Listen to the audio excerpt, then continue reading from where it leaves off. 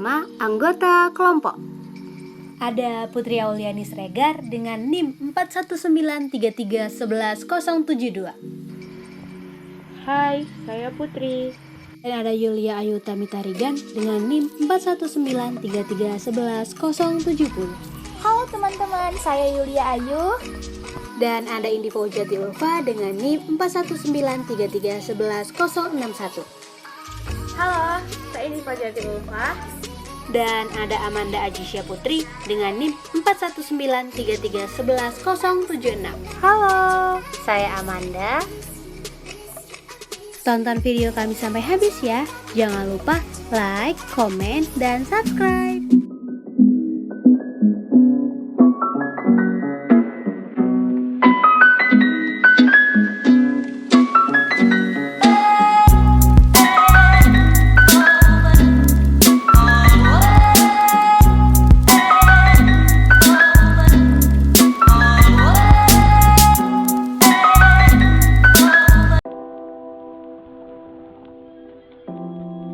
Assalamualaikum warahmatullahi wabarakatuh. Selamat sore untuk narasumber kita, Kak Amanda Ajisya Putri dan teman-teman sekalian. Waalaikumsalam warahmatullahi wabarakatuh. Selamat sore. Untuk yang terhormat Kak Amanda Ajisya Putri sebagai narasumber kami, dan perkenalkan kami mahasiswi Universitas Negeri Medan untuk mata kuliah Pendidikan Kewarganegaraan. Kami ingin meneliti tentang golongan putih atau golput di daerah Kota Medan pada saat pilkada atau pemilihan wali kota Medan 2020. Perkenalkan, nama saya Indi Fauzati Ulfa dan teman saya. Perkenalkan, nama saya Yulia Ayu Tamitarigan. Dan notulen saya. Perkenalkan, nama saya Putri Auliani Sregar. Baik, kami akan mulai untuk interview. Apakah Kak Amanda Ajisya Putri bersedia untuk interview? Alhamdulillah, insya Allah saya siap. Baik, akan dimulai dari teman saya Yulia Ayu. Saya persilahkan. Oke Kak Amanda, terima kasih atas waktunya sudah meluangkan waktu untuk bersedia di interview dengan kami mahasiswi-mahasiswi untuk mini riset kami.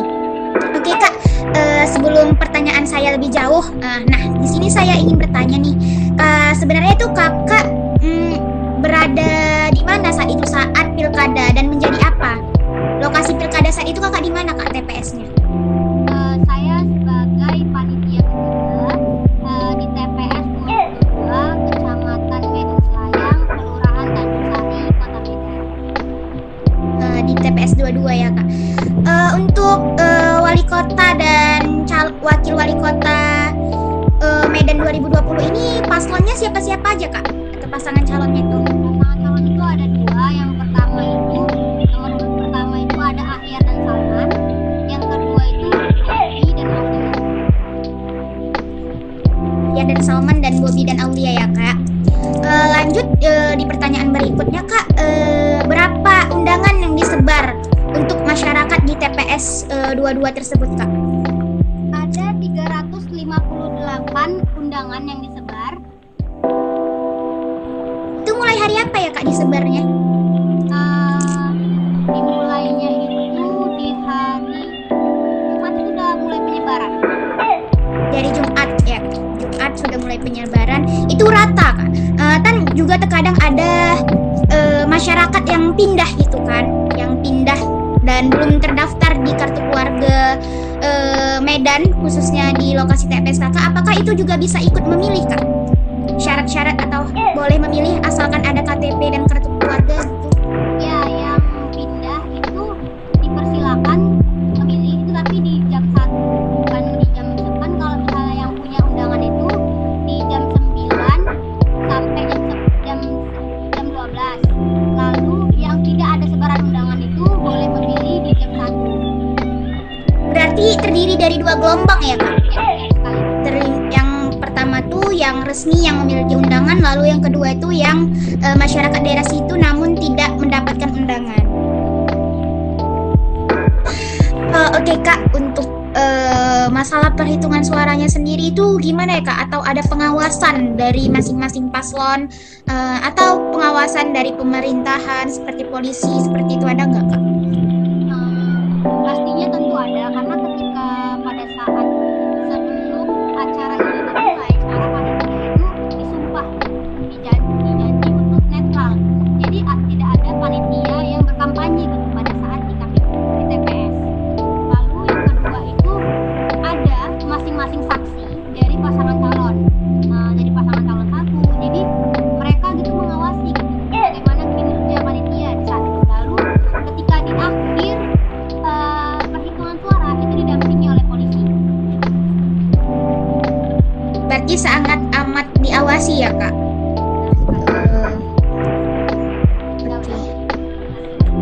Untuk masyarakat sendiri Kak, Kakak ada datanya nggak untuk yang datang dan yang tidak datang? Sebaran undangan itu berapa banyak Kak? Yang disebar itu sekitar 358 undangan.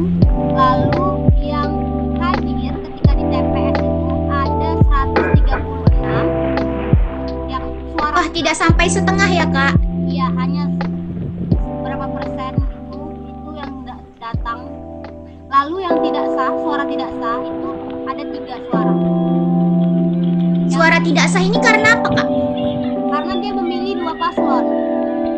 Oh, dapat diartikan golput juga nggak?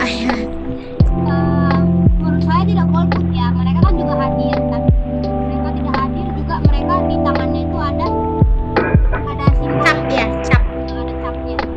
Tapi mereka memilih 2 paslon gitu. Mereka menyusun 2 paslon. Oh, untuk protokol kesehatan atau pelaksanaan pemilihan di TPS Kakak itu gimana ya Kak? Protokol kesehatan di TPS, di setiap TPS itu sudah pasti sesuai dengan protokol kesehatan, karena sebelum masuk ke TPS itu ada dicek suhu tubuh, lalu ketika Mencuci tangan. menggunakan hand sanitizer ada juga cuci tangannya, lalu juga diberi sarung tangan. Latex ya Kak, diberi latex. Lalu Untuk panitianya sendiri Kak? ketika panitianya juga sebelum pelaksanaan acara ini dimulai itu semua panitia itu dites swab. Di swab ya Kak? Bukan rapid lagi tapi udah di swab gitu. Berarti sangat ketat protokol kesehatan dalam pemilihan wali kota dan calon wali kota Medan. Oke Kak, untuk pertanyaan-pertanyaan selanjutnya akan ditanyakan oleh teman saya, Indi Fauzati Ulfa. Terima kasih untuk saya akan melanjutkan Kak untuk pertanyaan berikutnya. Tadi kan ada mengatakan bahwa itu tadi kan yang beli nggak sampai setengah kan, ada 136 kalau nggak salah. Benar Kak? 158 undangan. Yang milih ada 138. Nggak yang milih, yang hadir. Memilih sebanyak 136 suara. Nah, ada 136. Berarti partisipasi warga terhadap pemilu kali ini berarti kurang minatnya. Apa pandangan Kakak tentang partisipasi warga untuk pemilu pilkada kali ini? Partisipasinya itu menurut saya kurang ya, karena ketika kami menyebarkan undangan saja itu udah cukup ekstra ya, udah cukup ekstra juga, udah kami sebar itu pun kami datang ke rumah masing-masing gitu. Lalu ketika mereka nggak datang juga sebagian warganya ada yang kami hubungin gitu kan, kenapa kok nggak pilih gitu, itu kami pertanyakan juga. Jadi partisipasinya mungkin kurang, karena mungkin hari merah ini digunakan masyarakat untuk berlibur, bukan digunakan untuk memilih gitu.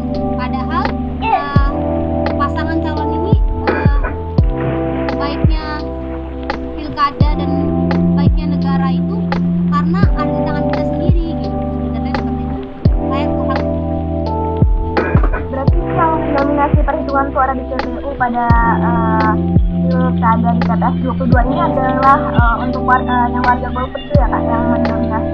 Ya, lebih banyak warga golput daripada yang memilih. Kak, mengapa orang itu cenderung memilih untuk menjadi golongan miskin atau golongan? Kenapa? Mungkin karena banyak gitu alasan warga itu memilih golput saja gitu. Yang pertama, ketika kami tanyakan juga dikira warga setempat itu ketika memilih itu harus ada surat kesehatannya gitu. Padahal sebenarnya tidak ada surat kesehatan, sebenarnya datang saja lalu dicek suhu tubuhnya. Jadi banyak ada sebagian masyarakat yang mengira harus ada surat kesehatannya. Yang kedua itu warga itu lebih mikirnya itu lebih baik digunakan untuk berlibur saja libur hari merah ini. Maka apa sih keuntungan dan kerugian menjadi seorang golput? Bagi masyarakat menjadi golongan putih itu karena banyak alasan mungkin ya. Yang pertama itu mungkin mereka tidak memprioritaskan pemilihan ini gitu. Jadi mereka kayak aju tak aju dengan keadaan negara ini gitu. Lalu banyak masyarakat yang menjadi golongan putih itu karena banyak menggunakan di hari merah ini tuh dijadikan hari berliburnya mereka gitu. Lalu kalau keuntungannya di mereka itu mereka tidak perlu capek-capek ke TPS untuk menyuarakan hak pilihnya itu, keuntungan untuk mereka ya. Tapi kerugiannya itu sangat banyak sebenarnya. Keuntungan untuk mereka juga mereka tidak perlu memikirkan gitu. Ketika nanti pasangan calonnya itu tidak terpilih, gitu. Mereka tidak sakit hati gitu. Seperti itu. Kakak, ada nggak sih dampak terhadap hasil pemilu dari golongan miskin?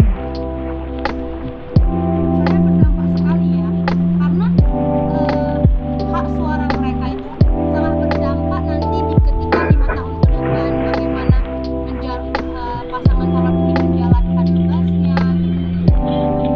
Seperti itu. Oke baik Kak, selanjutnya pertanyaan terakhir. Bagaimana strategi KPU di Kota Medan dalam mengurangi angka golongan miskin? Untuk TPS 22 ini bagaimana? Kami cara yang pertama itu dengan ada sebagian TPS yang mendatangi langsung ke rumah-rumah gitu. Siapa saja warga yang tidak hadir pada saat di TPS. Nah, kalau di TPS kami itu sebagian warganya kami telepon, kami hubungi, kenapa nggak datang? Kami tanya alasan-alasannya. Lalu ada sebagian dari mereka itu yang terpaksa untuk datang. Baik Kak, terima kasih untuk meluangkan waktunya. Boleh untuk sesi terakhir boleh kita berfoto Kak?